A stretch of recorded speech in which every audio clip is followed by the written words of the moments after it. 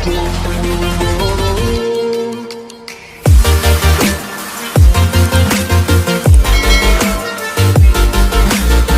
Everyone, so welcome back to Vijay sir's academy. तो guys आज के लेक्चर में हम देखेंगे अपने ओसीएम का चैप्टर नंबर 2 का पार्ट 7। तो पार्ट 6 तक हम लोग ने लास्ट लेक्चर में कर लिया था। तो पार्ट 6 में हम लोग ने कोऑर्डिनेशन वाला फंक्शन कर लिया था। तो ये पर्टिकुलर वीडियो में हम लोग कंट्रोलिंग फंक्शन पूरा कवर करेंगे। तो जल्दी जल्दी देख लेते हैं मीनिंग क्या होता है कंट्रोलिंग को। चैनल को जल्दी से सब्सक्राइब कर लेना और वीडियो को ज़्यादा से ज़्यादा शेयर करना। Controlling function is required in all type of organisation wherever profit making and non profit company.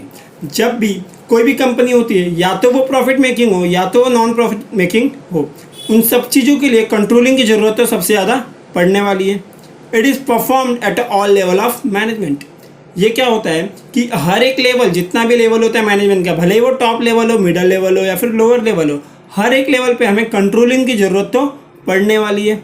It is indispensable function of management. ये एक ऐसा फंक्शन है, इंडिस्पेंसिबल मतलब बहुत ज़्यादा जरूरी, इट्स वेरी इंपॉर्टेंट। इंडिस्पेंसिबल मतलब very important. The effectiveness of planning function can be determined with the function of controlling. Effectiveness of planning, आपकी प्लानिंग कितनी अच्छी से आपने किया है वो आप अपना कंट्रोलिंग पे आप डिपेंड कर सकते हो। Planning can be determined with the function of controlling. Planning and controlling are the major part of management. तुम क्या प्लान करते हो और तुम कैसे उस चीज़ को कंट्रोल करते हो, ये चीज़ सबसे ज़्यादा इंपॉर्टेंट है आपके प्लानिंग को करने के लिए। Controlling is a function of comparing the actual performance with the pre determined standard performance. सबसे ज़्यादा इंपॉर्टेंट लाइन है, प्लीज़ इसको अंडरलाइन कर लेना। प्लानिंग होता क्या है? कंपेयर करना तुम्हारे एक्चुअल परफॉर्मेंस से, मतलब एक्चुअल में तुम कैसा परफॉर्म कर रहे हो और तुमने कैसा परफॉर्मेंस सोचा था, उसको ही तो कहते हैं कंट्रोलिंग। कि आपने अगर सोचा था कि मैं अगर एक साल में 100 यूनिट चीज़ें बना लूँगा, और क्या हो रहा है, ये तुमने सोचा था, मतलब ये तुम्हारा प्री डिटरमाइन है, तुम्हें सोच के रखे हो, लेकिन एक्चुअल में क्या हो रहा है, एक्चुअल में अगर 80 बन रहा है तो इसको बोलते हैं प्री डिटरमाइन होता है। It measures a deviation. It measures a deviation. Deviation मतलब चेंज आना। If any identifies the causes of deviation and suggest a corrective measures. मतलब क्या होता है, identify the causes of deviation, मतलब ये जो चेंज आया ये क्यों आया, इसको आइडेंटिफाई करो और सजेस्ट करो इसको कुछ करेक्टिव मेजर्स, मतलब अच्छे तरीके सजेस्ट करने पड़ते हैं। The process of controlling help in formulation of future plan also. Future में क्या प्लान करना है ये आप कंट्रोलिंग से सीख सकते हो। आगे देखेंगे, ये जो आपका प्रोसेस ऑफ कंट्रोलिंग का जो आपको दिख रहा होगा, इससे मैं डायग्राम इस स्क्रीन पे ये आप देख सकते हो। स्टैंडर्ड यानी आपने को सेट कर रखा है, सेट कर रखा है आपको 100 यूनिट बनाना है। मेजरमेंट ऑफ परफॉर्मेंस, आप परफॉर्मेंस को मेजर करते हो। उसके बाद क्या होता है, कंपेयर करते हो फाइंडिंग्स एंड डेविएशन। जैसे आपने 100 यूनिट आपने सोचा था, मगर आपका बना है कितना, 80 यूनिट, यानी डेविएशन आया, कुछ चेंज आया, 20 यूनिट का आपका चेंज आया है। फिर आप क्या करोगे, उसके नीचे देखोगे तो क्या लिखा है, एनालिसिस कॉजेज ऑफ डेविएशन। ये जो 20 यूनिट की कमी आई है, ये जो चेंज आया है, इसका कॉज देखोगे, कारण देखोगे, क्यों इतना चेंज ये आया हुआ है। उसके बाद आप करेक्टिव एक्शंस लोगे कि जो मेरा 20 यूनिट कम बना है, इसके लिए मुझे क्या करना चाहिए ताकि मैं वापस से 100 यूनिट या फिर 100 से ज़्यादा बना सकूं। यानी आप एक करेक्टिव एक्शंस लेते हो कि आप अपने वापस से स्टैंडर्ड जगह पे पहुंच जाओ। स्टैंडर्ड आपका 100, आपका बना है 80, आप फिर से 100 पे पहुंचने के लिए ये पूरा प्रोसेस करने वाले हो। देख लेते हैं जल्दी जल्दी डेफिनेशन क्या है इसका। नूज एंड डोनाल्ड ने डेफिनेशन दिया है। क्या दिया है definition, managerial control implies the measurement of accomplishment against the standard. क्या बोला, मैनेजरियल एक कंट्रोल है, managerial control implies measurement of accomplishment. Measurement करते हो, आपने जो अकम्प्लिशमेंट किया है, मतलब जो कंप्लीट किया है वर्क को, उसको मेजर करते हो। किस लिए मेजर करते हो, ताकि आपका स्टैंडर्ड क्या, against the standard and the correction of deviation, आप अपना जो डेविएशन जो चेंज आया उसको करेक्ट करना होगा, जो हम लोग ने ऑलरेडी ऊपर देख लिया है।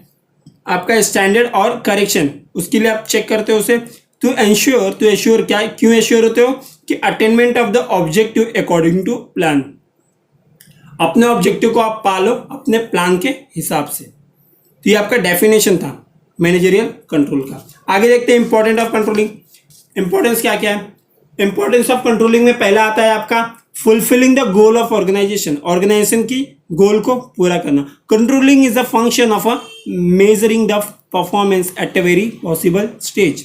एवरी स्टेज पे, हर एक स्टेज पे आप क्या करोगे, इसको चेक करोगे, कंट्रोलिंग के चीज को चेक करोगे कैसा परफॉर्म कर रहा है हर एक stage.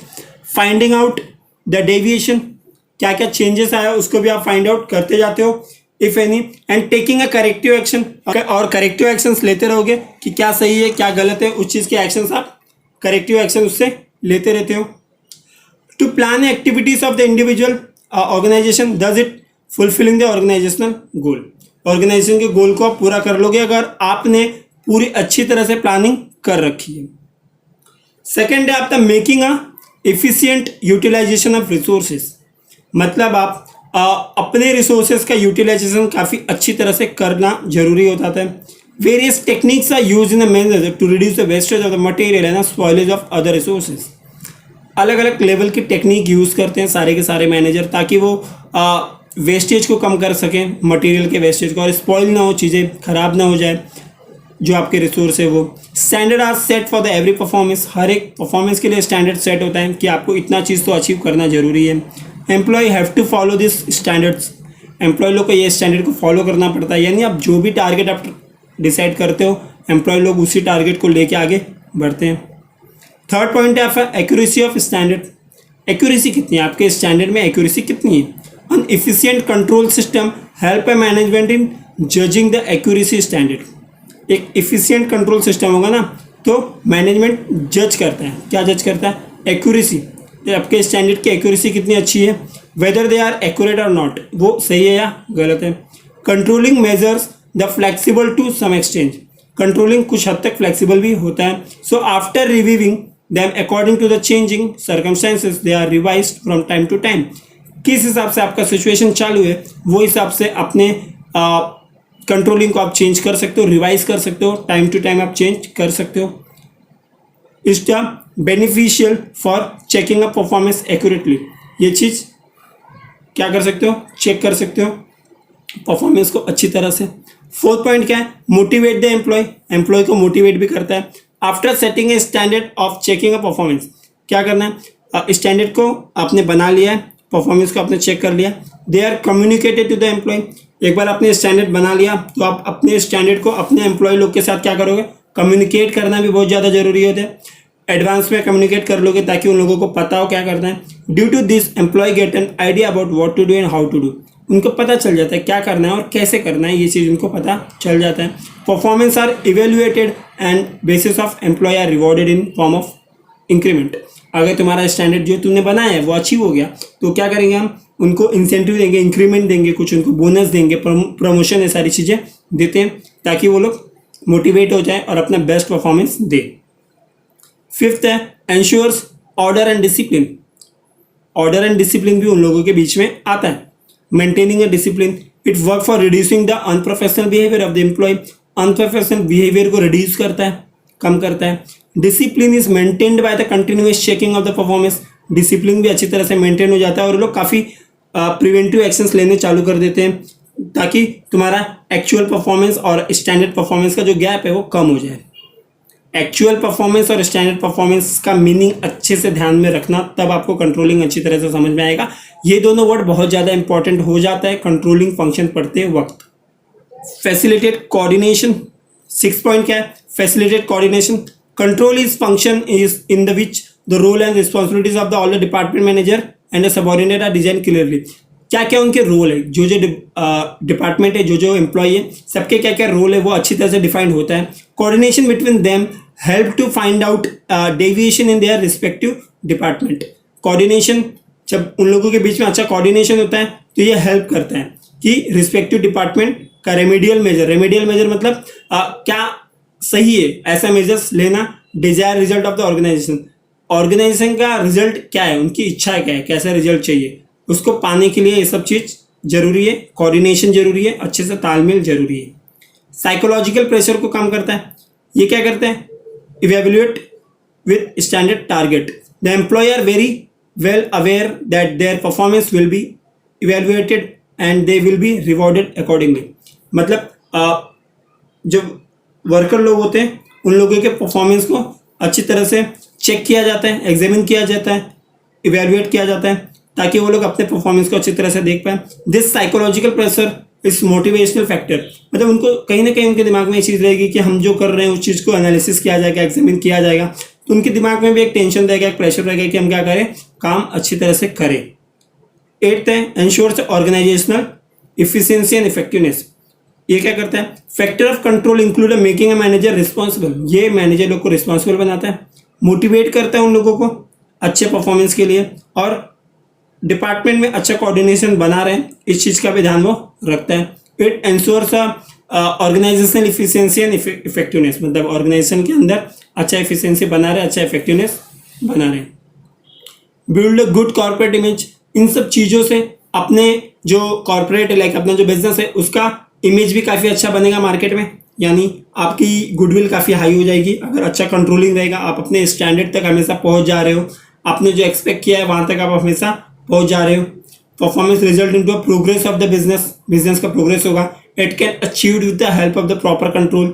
This build a good relation, good corporate image. तो ये सारी चीज़ों से क्या हो रहा है कि आपका जो स्टैंडर्ड है, जो आपका गुडविल है, जो आपका इमेज है, कॉर्पोरेट इमेज है, वो सारी चीज़ें हाई हो जाती है। किससे, अपने कोऑर्डिनेशन से ये सारी चीज़ें हाई हो जाती है। 10th पॉइंट देखेंगे, act as a guide, guide की तरह काम करता है, कोऑर्डिनेशन गाइड की तरह काम करता है, ताकि हम अपने क्या कर सकते हैं, स्टैंडर्ड परफॉर्मेंस तक पहुंच सकें। Manager as well as the subordinate work according to it. जो मैनेजर होते हैं, जो हमारे सबऑर्डिनेट होते हैं, वर्कर होते हैं, वो उसके हिसाब से काम करने चालू कर देते हैं। Whenever necessary they can take a help of this standard and take achieve desire result. जब भी उन्हें जरूरत होती है ऐसे स्टैंडर्ड का हेल्प ले लेते हैं, यानी जो चीज़ डिसाइडेड है, जैसे हमने बताया था कि आपका स्टैंडर्ड 100 यूनिट का है, तो कभी मैनेजर काम करते वक्त डिमोटिवेट हो जाए तो वो सोच लगा कि नहीं मुझे तो 100 यूनिट बनाना है, तो वापस से वो मोटिवेट हो जाएगा। मतलब ये एज अ गाइड भी काम करते हैं, जो कोऑर्डिनेशन है वो एज अ गाइड काम करता है।